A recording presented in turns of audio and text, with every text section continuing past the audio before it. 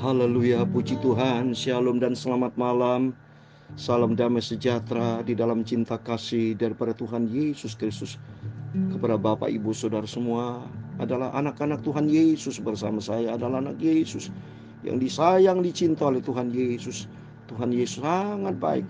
Dia Bapa yang luar biasa, yang senantiasa pelihara kita di hari yang kedua di bulan September ini.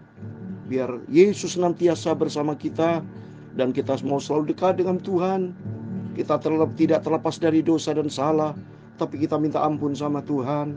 Tertulis dalam surat 1 Yohanes pasal 1 ayat 9, jika kita mengaku dosa kita, maka Ia adalah setia dan adil, sehingga Ia akan mengampuni segala dosa kita dan menyucikan kita dari segala kejahatan. Amin. Tema firman Tuhan pada sore atau malam menjelang tidur dengan tema aku berkenan kepada pertobatan orang fasik. Aku berkenan kepada pertobatan orang fasik supaya hidup. Ini berarti Tuhan tuh baik, saudara, baik. Tuhan tidak langsung membinasakan kecuali kalau dia tidak bertobat. Karena Tuhan mau supaya setiap orang datang kepada Yesus dan bertobat, tidak mempermainkan Tuhan. Kecuali kalau dia mempermainkan Tuhan, beda, saudara, ya. Karena tertulis dalam firman Tuhan dalam 2 Petrus pasal 3 ayat 9 dikatakan, Tuhan tidak lalai menepati janjinya, sekalipun ada orang menganggapnya sebagai kelalaian, tapi Ia sabar terhadap kamu, karena Ia mengendaki supaya jangan ada yang binasa, melainkan semua orang berbalik dan bertobat. Oh, cintanya Yesus dahsyat, agung, mulia. Maka saya selalu suka menangis doa sama Tuhan. Menangis bukan karena sedih, tapi menangis karena kasih-Nya Tuhan luar biasa. Saya benar-benar saya respect dan saya cinta Tuhan Yesus karena kasih-Nya Tuhan dahsyat dan ajaib. Karena firman Tuhan katakan tadi, Ia menghendaki supaya jangan ada yang binasa, melainkan semua orang berbalik dan bertobat datang kepada Yesus. Saya Pastor Yakob Rahmat. Saya akan menyanyikan sebuah pujian. Ini salah satu pujian menjadi kesukaan saya. Dalam buku Tabernakel Glory nomor 27. Tuhan, basuhlah dosaku, biar hari-hari kita melangkahlah bersama dengan Yesus. Di dunia ini kita hidupnya sementara, tapi selagi kesempatan Tuhan berikan buat kita, kita tidak mau lalai, tidak mau hidup dengan percuma, tapi hiduplah standarnya firman Tuhan. Ikutilah SOP sorga, itu firman Tuhan. Amin. Tuhan memberkati kita semua. Basuhlah Tuhan dosaku dalam darah-Mu yang suci. Amin. Haleluya. Penuhi selalu hatiku dengan kuasa Roh Kudus. Jiwaku terbuka bagi-Mu. Basuhlah semua dosaku. Amin. Haleluya. Basuhlah dengan darah-Mu hingga putih bagai salju. Amin. Haleluya. Putih dan bersih. Amin. Haleluya. Bagaikan salju. Amin. Basuhlah semua dosaku hingga putih bagai salju. Amin. Haleluya. Tuhan bermahkota duri, menanggung banyak sengsara demi tebus dosa kita. Diberi nyawanya gantiku, hingga ku dapat selamat.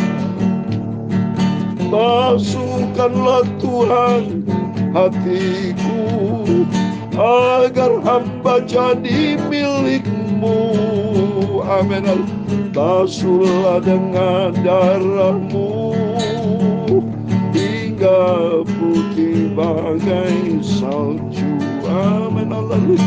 Putih dan bersih. Amin. Haleluya. Bagaikan salju. Amin. Haleluya. basuhlah semua dosaku hingga putih bagai salju. Amin. Haleluya. Penuhi hamba dengan roh-Mu untuk mengatasi dosa. Amin. Haleluya.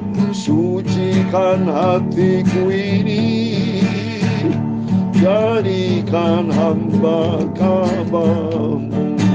Haleluya. Hingga berkenan pada Tuhan dan berbuah dalam kerajaan-Mu. Amin. Haleluya. Basuhlah dengan darah-Mu hingga putih bagai salju. Amin. Haleluya. Dan bersih. Amin. Haleluya. Bagaikan salju. Amin. Haleluya. Basuhlah semua dosaku hingga putih bagai salju. Amin. Haleluya. Dan bersih. Amin. Haleluya. Bagaikan salju. Haleluya. Basuhlah semua dosaku hingga putih bagai salju. Amin. Haleluya. Putih bagai salju tertulis di dalam Yesaya, Bapak Ibu. Ini janji Tuhan Yesus, karena cintanya Tuhan Yesus kepada kita semua. Yesaya pasal 1 ayat 18, demikian firman Tuhan. Marilah, baiklah kita berperkara firman Tuhan. Sekalipun dosamu merah seperti kirmisi, akan menjadi putih seperti salju. Sekalipun berwarna merah seperti kain kesumba, akan menjadi putih seperti bulu domba. Basuhlah dengan darah-Mu hingga putih bagai salju. Amin. Haleluya. Putih dan bersih. Amin. Haleluya. Bagaikan salju. Amin. Haleluya. Basuhlah semua dosaku hingga putih bagai salju. Amin. Haleluya. Ya Tuhan, punya-Mulah kebesaran dan kejayaan, kehormatan, kemasyhuran dan keagungan. Ya segala-galanya yang ada di langit dan di bumi. Ya Tuhan, punya-Mulah kerajaan, dan Kau yang tertinggi itu melebihi segala-galanya sebagai kepala. Sebab kekayaan dan kemuliaan berasal daripada-Mu, dan Engkau-lah yang berkuasa atas segala-galanya. Dalam tangan-Mu-lah kekuatan dan kejayaan, dalam tangan-Mu-lah kuasa membesarkan dan mengokohkan segala-galanya. Amin. Haleluya. Sekarang ya Allah kami, dalam nama Tuhan Yesus Kristus, kami bersyukur kepada-Mu dan memuji nama-Mu yang agung itu, nama Bapakku Tuhan Yesus. Bapakku Tuhan Yesus, sucikan mulutku, sucikan hatiku dan pikiranku. Sebentar kami mau baca firman Tuhan. Firman-Mu kusimpan dalam hatiku.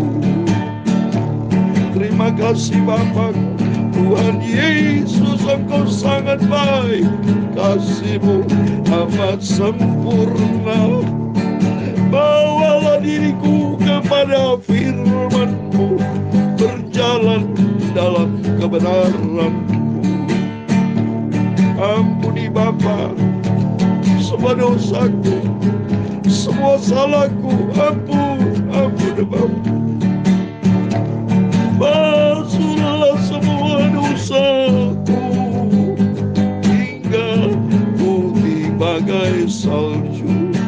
kasih Bapa.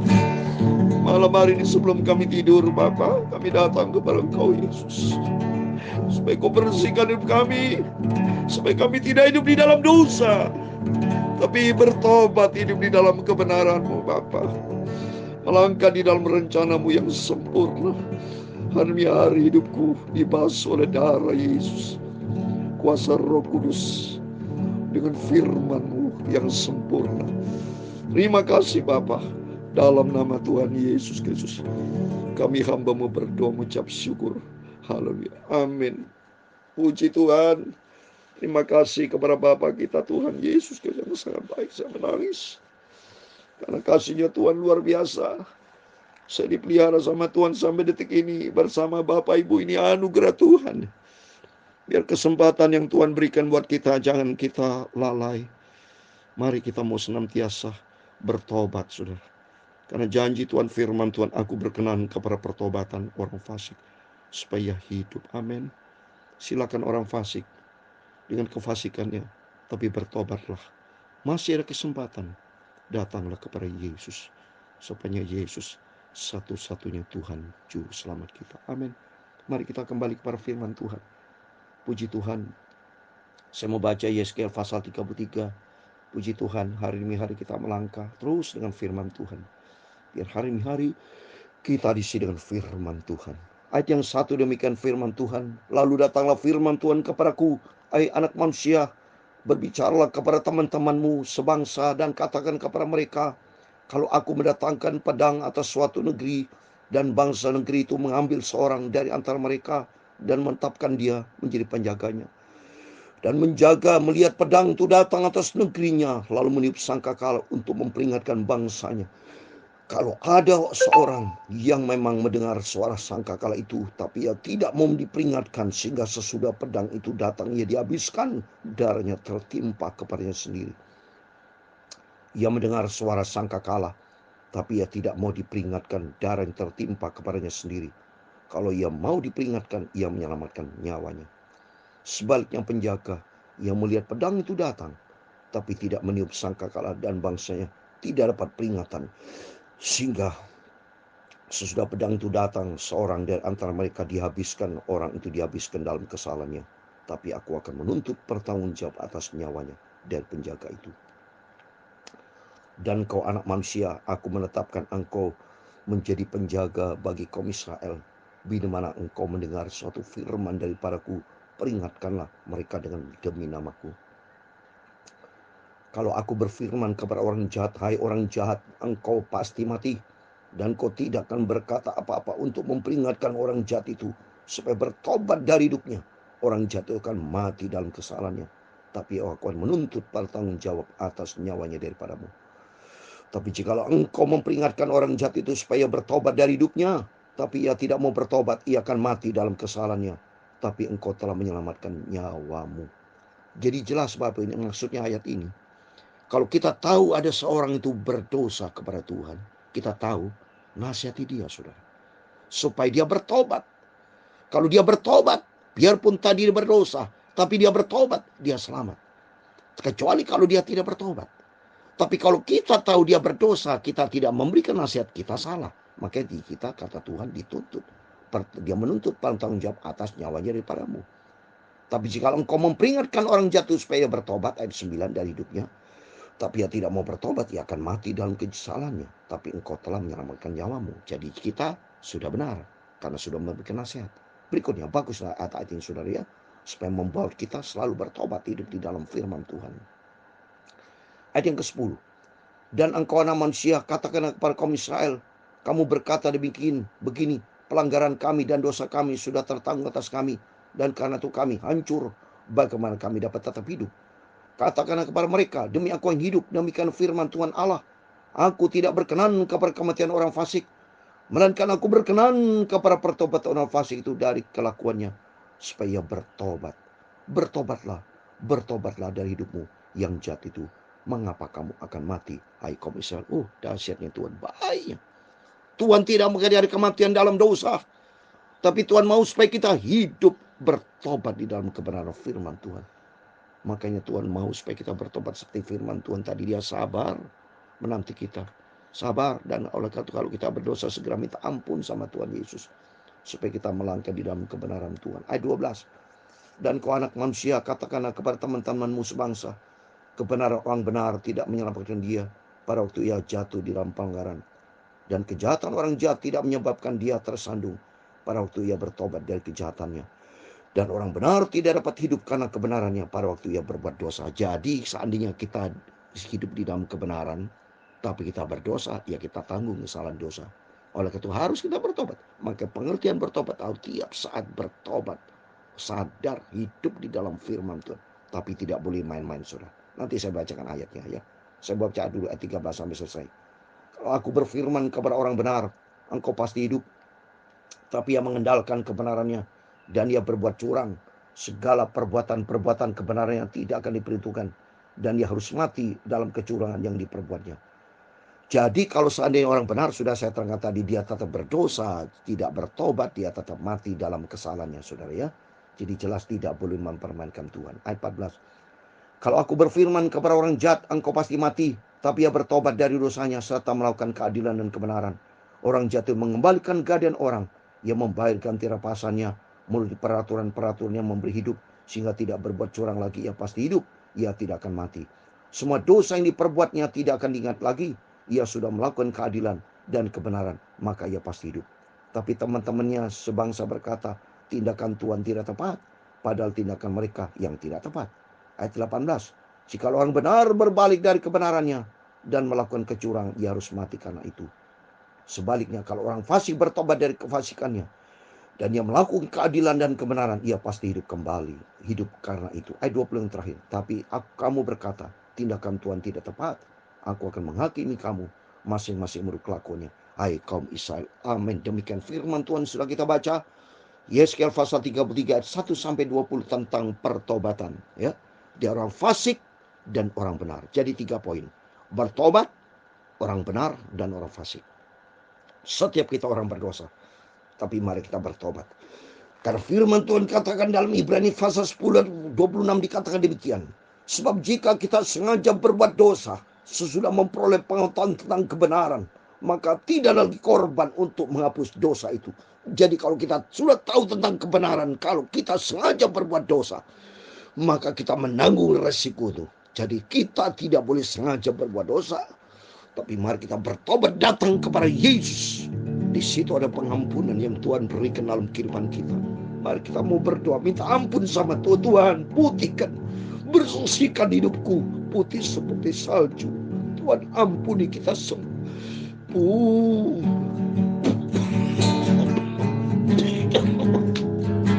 Bagaikan salju, amin, haleluya.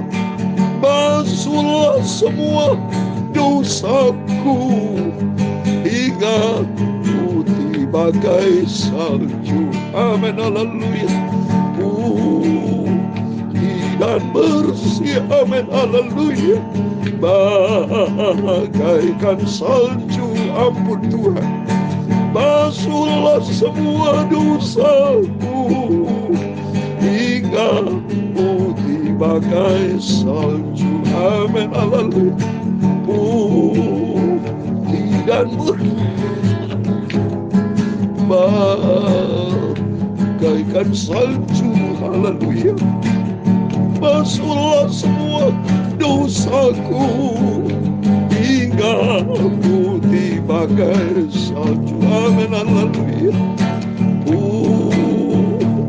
Dan bersih, amin, ampuni Bapa, sucikanlah hidupku Bapa.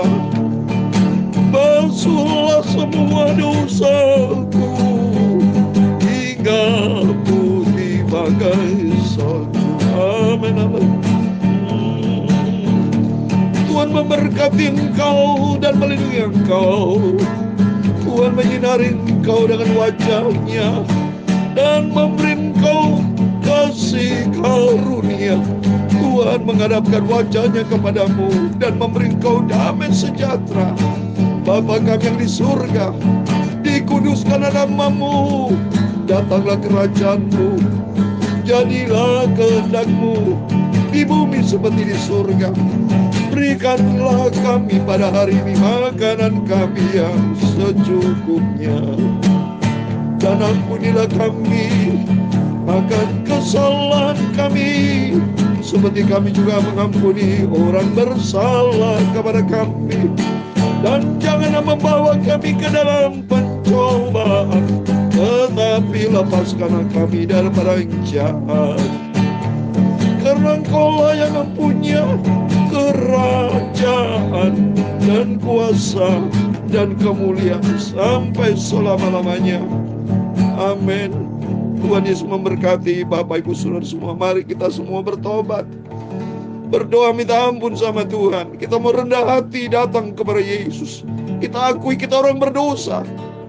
Hidup menjadi benar karena kasih Tuhan, karena kebaikan anugerah Tuhan. Biar hari demi hari kita melangkah bersama Yesus. Hidup senantiasa menjadi perkenanan Tuhan. Amin. Tuhan memberkati dan Tuhan bersama kita semua. Immanuel. Puji Tuhan. Amin. Haleluya.